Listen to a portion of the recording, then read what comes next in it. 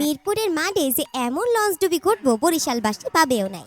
বর্তমান champion Fortune Barishal Rangpur রাইডার্সের ধাক্কায় এমন ডুব মারছে যে পারে উঠার কোনো উপায় পাইতে আসে না।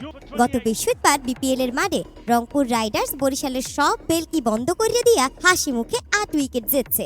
আর এই জয়ের পর রংপুর এমন এক পোস্ট মারছে যে হালকা কান্নার মধ্যে হাসিও থামাইতে পারতে আসে না বরিশালের ফ্যানরা।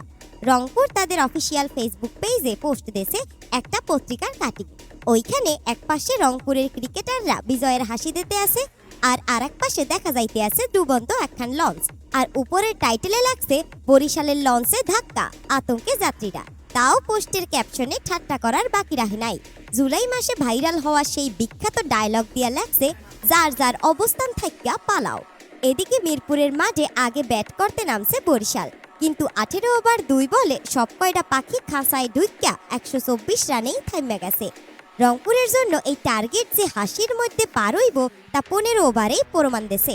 2 উইকেট খুয়াইয়া 128 রান করিয়া ম্যাচটা জিততা রংপুর এখন পয়েন্ট টেবিলের শীর্ষে অবস্থান করতে আছে। বিপিএল এ রংপুর এখন 3 ম্যাচে 3 জয় লইয়া ফুর্তির তুঙ্গে, আর বরিশাল লঞ্চের ইঞ্জিন ঠিক করিয়া পরের ম্যাচে আসো, এই টিপসই মনে হয় দিতে আছে রংপুর।